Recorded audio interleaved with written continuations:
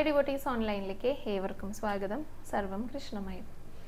കൃഷ്ണായ വാസുദേവായ ദേവകീനന്ദനായ ച നന്ദഗോപകുമാരായ ഗോവിന്ദായ നമോ നമഃ. ഗുരുവായൂർ ക്ഷേത്രത്തിലേക്ക് വരുന്ന ഒരുപാട് ഭക്തർ തൊഴാൻ ആഗ്രഹിക്കുന്ന ഒന്നാണ് ഗുരുവായൂരപ്പൻ്റെ നിർമാല്യ ദർശനം. നിർമാല്യം എന്ന് പറഞ്ഞു കഴിഞ്ഞാൽ ഇപ്പോൾ സാധാരണ ഭഗവാന്റെ നടയടച്ചു കഴിഞ്ഞാൽ രാത്രി നാട്ടുപുകയ്ക്കൊക്കെ ശേഷം നടയടച്ചു കഴിഞ്ഞാൽ ദേവന്മാർ 33 ദേവന്മാരും വന്നിട്ട് പൂജ ചെയ്യുന്നു എന്നാണ് സങ്കല്പം. അപ്പോൾ ദേവന്മാരുടെ പൂജയൊക്കെ കഴിഞ്ഞിട്ട് നട തുറക്കുമ്പോൾ ദേവന്മാർ പൂജ ചെയ്ത് നിൽക്കുന്ന ഭഗവാനെയാണ് നമുക്ക് നിർമാല്യ ദർശനത്തിനായിട്ട് നട തുറക്കുന്ന സമയത്ത് കാണാനായിട്ട് സാധിക്കുക. സാധാരണ മേൽശാന്തി പൂജയൊക്കെ ചെയ്തിട്ട് നട തുറക്കുമ്പോൾ മേൽശാന്തി പൂജ ചെയ്തിട്ടുള്ള ഭഗവാനെയാണ് കാണുക. ഇത് ദേവന്മാർ പൂജ ചെയ്തിട്ടുള്ള ഭഗവാനെയാണ് കാണുക. അതാണ് വ്യത്യാസം. അതായത് തലേ ദിവസത്തെ അലങ്കാരത്തോട് കൂടിയിട്ടായിരിക്കും ഭഗവാൻ ഉണ്ടായിരിക്കുക. ആ ഓരോ അലങ്കാരങ്ങളായിട്ട് അഴിച്ചു മാറ്റുന്നതിനെയാണ് നിർമാല്യം എന്ന് പറയുക. അത് വളരെ കുറച്ച് സമയമേ ഉണ്ടായിരിക്കുള്ളൂ. അതുകൊണ്ട് തന്നെയാണ് നിർമാല്യത്തിന് ഇത്രയേറെ പ്രാധാന്യം വന്നതും ഒരുപാട് ഭക്തരെ കാണാനായിട്ട് കണ്ടു തൊഴാനായിട്ട് ആഗ്രഹിക്കുന്നതും. നിർമാല്യ ദർശനത്തിനായിട്ട് ക്യൂ നിൽക്കുന്നവരുടെ ഒരു പ്രധാനപ്പെട്ട സംശയമാണ്. പലരും ഇപ്പോൾ തലേ ദിവസമാണല്ലോ ക്യൂ നിൽക്കേണ്ടി വരും നിർമാല്യ ദർശനത്തിനായിട്ട്. അപ്പോൾ തലേ ദിവസം തന്നെ കുളിച്ചിട്ടൊക്കെ ആയിരിക്കും ക്യൂ നിൽക്കുന്നുണ്ടായിരിക്കുക. അപ്പോൾ ഒരു സംശയം, തലേ ദിവസം കുളിച്ചിട്ടുണ്ട്, നിർമാല്യം എന്ന് പറയുമ്പോൾ പിറ്റത്തെ ദിവസം ആയിട്ടുണ്ടായിരിക്കും, അപ്പോൾ പിന്നെയും കുളിച്ച് വന്നിട്ട് വേണമോ നാലമ്പലത്തിനകത്തേക്ക് കയറാനായിട്ട്? അങ്ങനെ ഒരു സംശയം പലർക്കും ഉണ്ട് കേട്ടോ. കൂടുതൽ പേരും കുളിച്ചിട്ടാണ് തൊഴാനായിട്ട് പിന്നെയും വരാറുള്ളത്. ഇനി അല്ലാത്ത ഭക്തരുണ്ട്, അത് 2 വിഭാഗത്തിലുള്ള ഭക്തരുണ്ട്. അപ്പോൾ പൊതുവേ ഉള്ള ഒരു സംശയമാണ്. അപ്പോൾ നമുക്ക് എല്ലാവരുടെയും സംശയങ്ങളൊക്കെ മാറാനായിട്ട് ഇന്നത്തെ വീഡിയോയിൽ ഇതിനെക്കുറിച്ച് തന്നെ പറയാം കേട്ടോ. ഭഗവാനെ തൊഴാനായിട്ട് നിർമാല്യ ദർശനത്തിനായിട്ട് ക്യൂ നിൽക്കുമ്പോൾ തലേ ദിവസം ക്യൂ നിൽക്കുന്നവർ പിറ്റേ ദിവസം ദർശനത്തിനായിട്ട് കടക്കുന്നതിന് മുൻപായിട്ട് കുളിച്ചിട്ട് വേണമോ നാലമ്പലത്തിനകത്തേക്ക് പ്രവേശിക്കാനായിട്ട്? അതാണ് ഇന്നത്തെ വീഡിയോയിൽ നമ്മൾ പറയാനായിട്ട് പോകുന്നത് കേട്ടോ. അപ്പോൾ വീഡിയോ എല്ലാവരും കാണാനായിട്ട് ശ്രമിക്കുക. നമുക്കതിലേക്ക് കടക്കുന്നതിന് മുൻപായിട്ട് അലങ്കാരം പറഞ്ഞുകൊണ്ട് തുടങ്ങാം. ആദ്യം തന്നെ ഗുരുവായൂരപ്പൻ്റെ ഇന്നലത്തെ അലങ്കാരം പറയാം കേട്ടോ. ഇന്നലെ നല്ല സന്തോഷമുള്ളൊരു ദിവസമായിരുന്നു കേട്ടോ. കാരണം കുറേ നാളുകൾക്ക് ശേഷം സോപാനം തൊഴിലായിരുന്നു കിട്ടിയിട്ടുണ്ടായിരുന്നത്. അപ്പോൾ വൈശാഖത്തിലെ തിരക്ക്, അതുപോലെ വെക്കേഷൻ്റെ തിരക്ക്, ആ ദിവസങ്ങളിലൊക്കെ ഒരുപാട് ഭക്തർ വരുന്നതുകൊണ്ട് സോപാനം തൊഴിൽ എന്ന് പറഞ്ഞു കഴിഞ്ഞാൽ അങ്ങനെ പ്രാവർത്തികമാക്കാൻ സാധിക്കാത്ത ഒന്ന് തന്നെയായിരുന്നു. അതുകൊണ്ട് തന്നെ തൊട്ടടുത്ത് നിന്ന് തൊഴാനായിട്ട് കുറച്ച് സമയം എടുക്കേണ്ടി വന്നു. അപ്പോൾ ഇന്നലെ പൊതുവേ തിരക്ക് കുറഞ്ഞ ഒരു ദിവസം ആയതുകൊണ്ട് തന്നെ ഭഗവാനെ ആ സോപാനപ്പടിക്ക് മുന്നിൽ നിന്നിട്ട് നന്നായി കണ്ടു തൊഴാനായിട്ട് സാധിച്ചു കേട്ടോ. തീർച്ചയായിട്ടും ആ ദൂരെ നിന്ന് തൊഴുന്നതും തൊട്ടടുത്ത് വന്ന് നിന്ന് തൊഴുന്നതും വ്യത്യാസമുണ്ട്. തൊട്ടടുത്ത് നിന്ന് തൊഴുമ്പോൾ സാധാരണത്തെക്കാളും കുറച്ച് സമയമേ അവിടെ കിട്ടുള്ളൂ. ഒരു സെക്കൻഡൊക്കെ ചിലപ്പോൾ കിട്ടിയെന്ന് വരുള്ളൂ. എന്നാലും തൊട്ട് മുന്നിലെത്തിയിട്ട് ഭഗവാന്റെ ആ ഒരു രൂപം നമ്മുടെ മനസ്സിലേക്ക് ഒപ്പിയെടുക്കാനായിട്ട് സാധിക്കുക എന്ന് പറഞ്ഞു കഴിഞ്ഞാൽ തീർച്ചയായിട്ടും സന്തോഷമുള്ള ഒരു കാര്യം തന്നെയാണ് കേട്ടോ.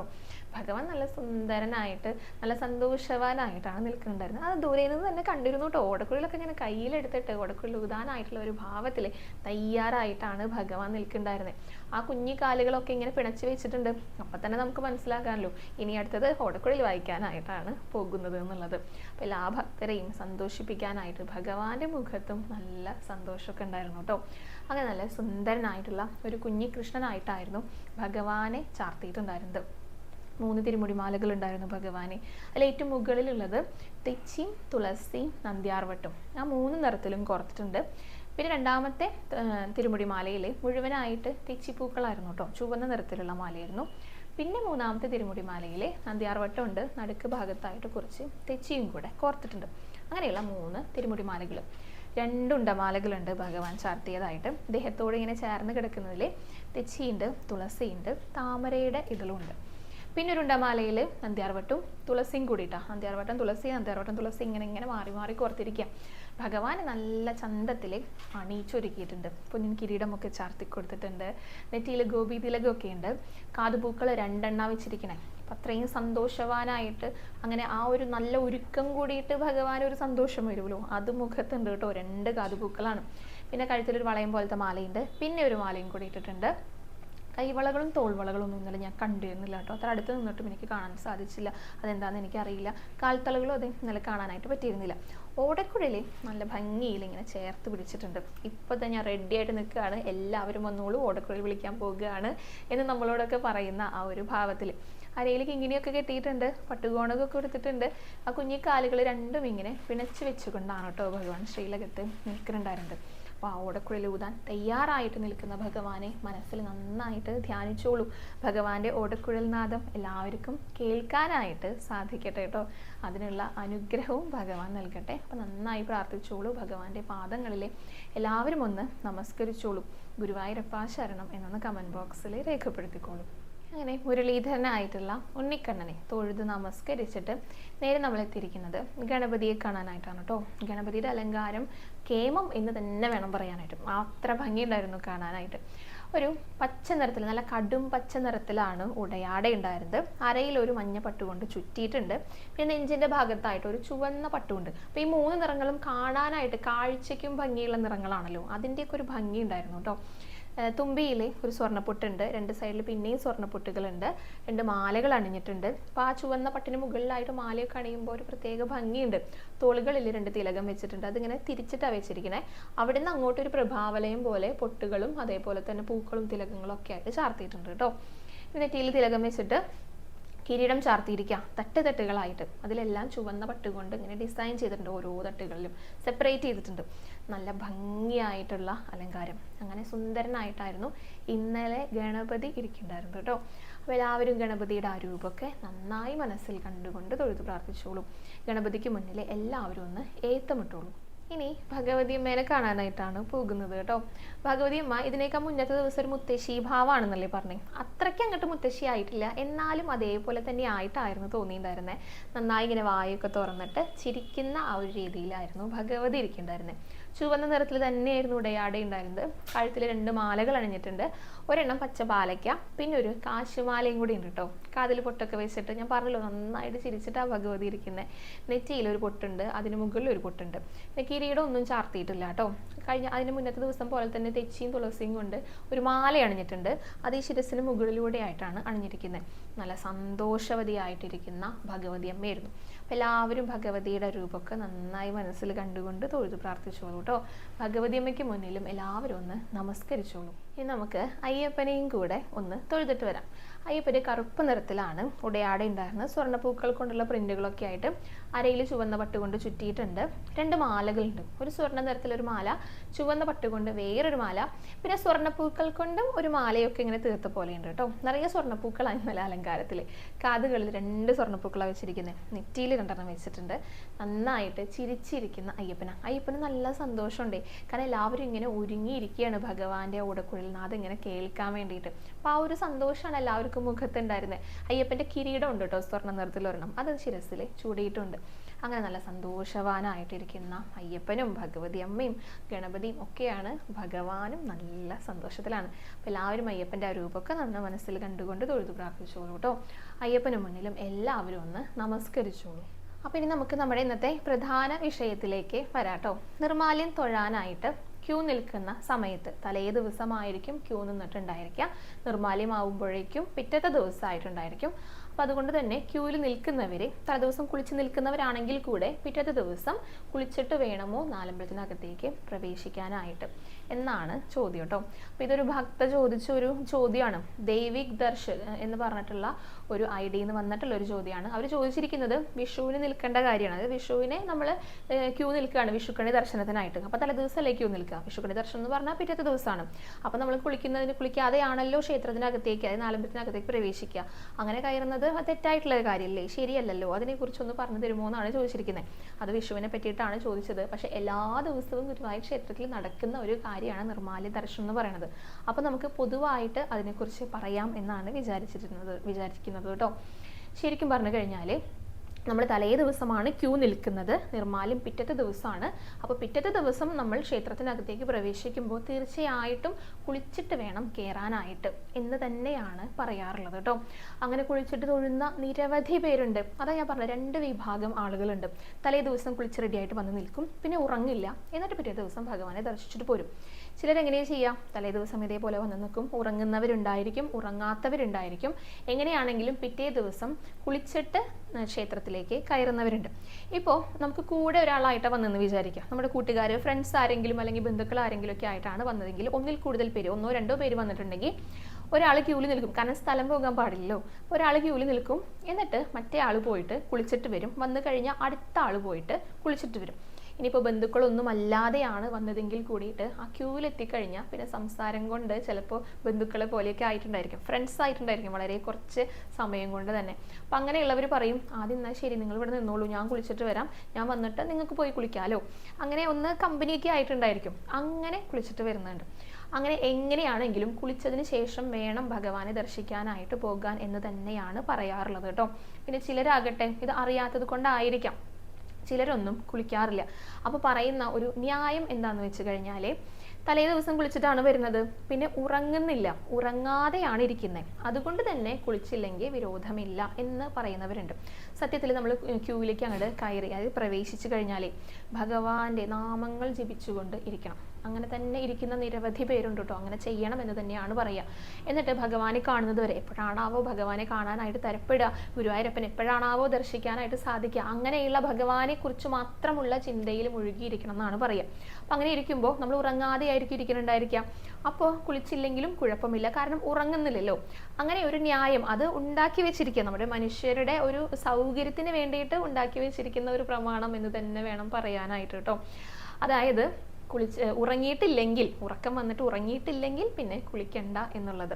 കാരണം അത് ശുദ്ധം മാറിയിട്ടില്ലല്ലോ എന്നുള്ളതൊരു സങ്കല്പമാണ്. ആ ഒരു സങ്കല്പം മാത്രമാണ്, നമ്മുടെ സൗകര്യത്തിനായിട്ട് നമ്മൾ ഉണ്ടാക്കി വെച്ചിട്ടുള്ള ഒരു ന്യായമാണ്. മഹാബലിയുടെ കഥയിൽ ഇങ്ങനെ ഒരു കാര്യം പറയാറുണ്ട്. മഹാബലി എല്ലാം ഭഗവാന് കൊടുക്കാനായിട്ട് പോകുകയാണ്. എല്ലാം കൊടുക്കേണ്ട അവസ്ഥയാണ്. അപ്പൊ മഹാബലിയുടെ ഗുരുനാഥന് മനസ്സിലായി, ശുക്രാചാര്യർക്ക് മനസ്സിലായി ഇത് ഭഗവാനാണ് ചോദിച്ചു കഴിഞ്ഞാൽ എല്ലാം കൊടുക്കേണ്ടതായിട്ട് വരുന്നു. അപ്പൊ ശുക്രാചാര്യർ ഇതേപോലെ ഒരു പ്രമാണം ഉണ്ടാക്കിയിട്ടുണ്ടായിരുന്നു. അതായത് നമുക്ക് അത്യാവശ്യ ഘട്ടങ്ങളിലൊക്കെ കളവ് പറയാന്നുള്ളത്, അതായത് നമ്മുടെ നിലനിൽപ്പിനെ ബാധിക്കും എന്നുള്ള ഒരു ഘട്ടം വരുമല്ലോ, ആ സമയത്ത് കളവ് പറയാം. സ്ത്രീകളൊക്കെ തന്നെ എല്ലാവരും കൂടി ഇരുന്നിട്ട് കുശല വർത്തമാനങ്ങളൊക്കെ പറയണത് തമാശക്കിടയ്ക്ക് എന്തെങ്കിലും ഒരു തമാശ കളവായിട്ട് പറയാം. ഒരാളുടെ കല്യാണം നടക്കാനായിട്ട് കളവ് പറയാം. അങ്ങനെയൊക്കെ പറയാന്ന് അദ്ദേഹം ഇങ്ങനെ ഒരു വെറുതെ ഒരു പ്രമാണം ഉണ്ടാക്കി വെച്ചിരിക്കാം. കാരണം ഭഗവാൻ എല്ലാം ചോദിക്കുന്നുള്ളത് അദ്ദേഹത്തിന് ഉറപ്പായിട്ടുള്ള കാര്യമാണ്. അപ്പൊ ഇനി ഒന്നും നമ്മുടെ കയ്യിൽ ബാക്കി ഉണ്ടാകില്ല. അപ്പൊ എല്ലാം ചോദിക്കാനായിട്ട് വരുമ്പോൾ ഭഗവാന്റെ അടുത്ത് പറയാം ഏയ് ഞാൻ തരില്ല എന്നുള്ളത്, അത് കളവാണ്, അങ്ങനെ പറയാന്ന് ഉണ്ടാക്കി വെച്ചിരിക്കുക. അപ്പൊ ഇത് മഹാബലിക്ക് മനസ്സിലായി. അദ്ദേഹം പറഞ്ഞു ഭഗവാൻ എന്ത് ചോദിച്ചാലും ഞാൻ കൊടുക്കും. ഈ പ്രമാണം ഒന്നും അനുസരിച്ചിട്ടല്ല അദ്ദേഹം ചെയ്തത്, എല്ലാം കൊടുക്കുകയാണ് ചെയ്തത്, നമുക്ക് എല്ലാവർക്കും അറിയാവുന്ന കാര്യമാണ്. അപ്പൊ ഗുരുനാഥൻ പറഞ്ഞ കാര്യമാണോ എന്നൊന്നും നോക്കിയില്ല. ഗുരുനാഥന്റെ അടുത്ത് നിന്ന് ശാപവും അദ്ദേഹത്തിന് കിട്ടി. ഒരിക്കലും കളവ് പറയാൻ പാടില്ല എന്ന് തന്നെയാണ് ഇത് മനസ്സിലാക്കുന്നത്. പക്ഷെ ശുക്രാചാര്യൻ എന്തുകൊണ്ട് അങ്ങനെ ചെയ്തത്? നമ്മുടെ നിലനിൽപ്പിനെ ബാധിക്കും എന്നുള്ളൊരു ഘട്ടം വന്നപ്പോൾ ചെറിയ രീതിയിൽ കളവൊക്കെ പറയാം. അങ്ങനെ ഒരു മുടന്തൻ ന്യായം ഉണ്ടാക്കി വെച്ചിരിക്കുക. അതേപോലെ തന്നെയുള്ള ഒരു മുടന്തൻ ന്യായം തന്നെയാണ് ഈ കുളിക്കാതെ ഉറങ്ങാതെ ഇരിക്കുകയാണെങ്കിൽ കുളിക്കാതെ അകത്തേക്ക് പ്രവേശിക്കാം എന്നുള്ളത്. പിന്നെ ഈ കുളിയുമായി ബന്ധപ്പെട്ടിട്ട് ഒരു കഥ തന്നെയാണ് കേട്ടോ. അത് ഒരു അത്യാശ്രമിയുടെ ഒരു കഥ എന്ന് പറഞ്ഞാൽ നടന്ന കാര്യം തന്നെയാണ്. പണ്ട് കാലത്ത് ഗുരുവായൂർ ക്ഷേത്രത്തിലെ വില്ലുമംഗലത്തിന്റെ കാലത്തൊക്കെയാണ്. ഒരു ദിവസം വില്ലുമംഗലം ഗുരുവായൂരിലേക്ക് തൊഴാനായിട്ട് വന്ന സമയത്തെ ഇവിടെ ഒരു അത്യാശ്രമി ഉണ്ടായിരുന്നു. അത്യാശ്രമി എന്ന് പറഞ്ഞു കഴിഞ്ഞാൽ സന്യാസമൊക്കെ കടന്നു നിൽക്കുന്ന അത്രയും മഹാനായിട്ടുള്ള ഒരു വ്യക്തി തന്നെയാണ് ഈ അത്യാശ്രമി എന്ന് പറയുന്നത് കേട്ടോ. അപ്പൊ അദ്ദേഹം ആണെങ്കിൽ കുളിക്കൊന്നുമില്ല, അദ്ദേഹം ഭഗവാനെ വിളിച്ചിരിക്കുകയാണ് അവിടെ. അപ്പൊ ഇവിടെയുള്ളവരൊക്കെ പറഞ്ഞു വില്ലുമംഗലം ഒരു കാര്യം ചെയ്യൂ, അവിടെ ഒരു അത്യാശ്രമി വന്നിരുന്നിട്ടുണ്ട്, അദ്ദേഹം കുളിക്കണമൊന്നുമില്ല, ഒന്ന് അവിടെ വരെ പോയിട്ടൊന്ന് പറയൂ, അവിടേക്ക് പൊട്ട മണം എടുത്തിട്ട് അങ്ങോട്ട് പോകാനൊന്നും പറ്റണില്ല, ദയവ് ചെയ്തൊന്ന് കുളിക്കൂ എന്ന് അദ്ദേഹത്തിന്റെ അടുത്തൊന്ന് പോയി പറയൂ, അകലെ നിന്ന് പറഞ്ഞാൽ മതി കേട്ടോ, അടുക്കൊന്നും വേണ്ടാട്ടോ എന്നൊക്കെ വില്ലുമംഗലത്തിന്റെ അടുത്ത് ആളുകൾ പറഞ്ഞു. അപ്പം എന്നാൽ ശരി, എന്തായാലും പറഞ്ഞതല്ലേ പോയി നോക്കാമെന്ന് വിചാരിച്ച് വില്ലുമംഗലം അദ്ദേഹത്തിന്റെ അടുത്തേക്ക് എത്തിയിട്ട് പറഞ്ഞു ഒന്ന് കുളിച്ചുകൂടെ, ബുദ്ധിമുട്ടാകാത്ത രീതിയിൽ ഒന്ന് ഇരുന്നുകൂടെ എന്നൊക്കെ ചോദിച്ചപ്പോൾ അദ്ദേഹം ചിരിച്ചുകൊണ്ട് പറയണേ ഞാൻ എങ്ങനെയാണ് ഇവിടെ നിന്ന് എണീറ്റ് പോയി കുളിക്കുക, അതൊന്ന് നോക്കൂന്ന്.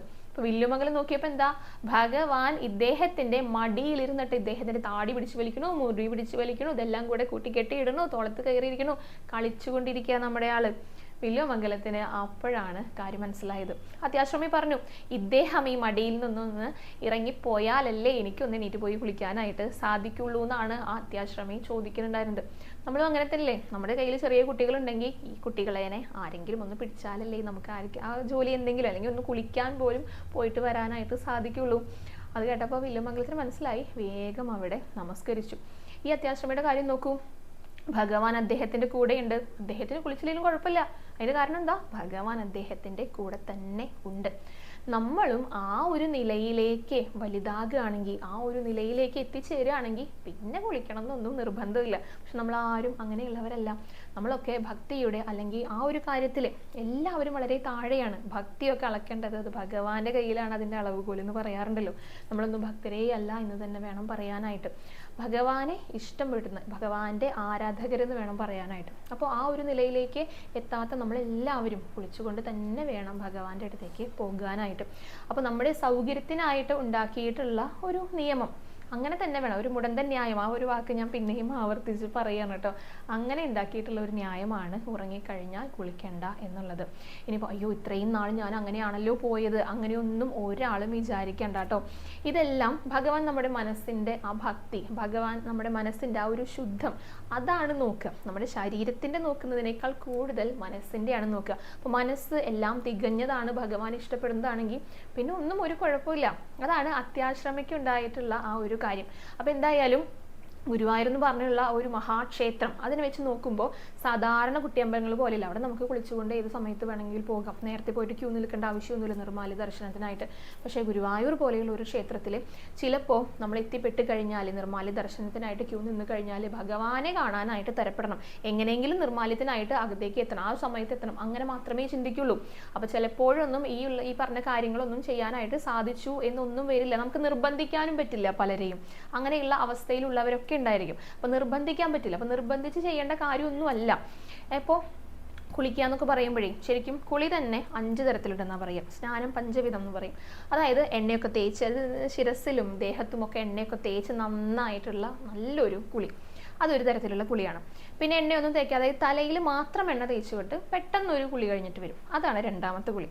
പിന്നെ മൂന്നാമത്തെ കുളി എന്ന് പറയുമ്പോൾ വെറുതെ എണ്ണയൊന്നും തേക്കാതെ വെറുതെ ഒന്ന് മുങ്ങി കുളിച്ചിട്ട് പെട്ടെന്നൊരു കുളിച്ചിട്ട് പെട്ടെന്ന് ഞാൻ ഒന്ന് മേൽ വെള്ളം ഒഴിച്ചു വന്നു, അങ്ങനെ പറയുമല്ലോ, അങ്ങനെയുള്ള ഒരു കുളി.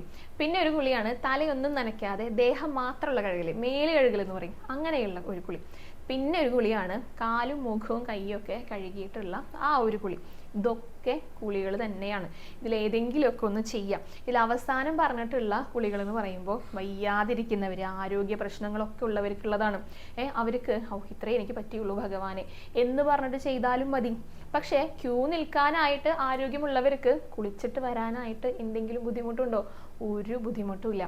അപ്പോൾ എന്തായാലും നിർമ്മാല്യ ദർശനത്തിനാകട്ടെ നമ്മൾ പിറ്റത്തെ ദിവസമാണ് ക്ഷേത്രത്തിലേക്ക് പ്രവേശിക്കുന്നതെങ്കിൽ തീർച്ചയായിട്ടും കുളിച്ചിട്ട് വേണം പോകാനായിട്ട് എന്ന് തന്നെയാണ് പറയാറുള്ളത് കേട്ടോ.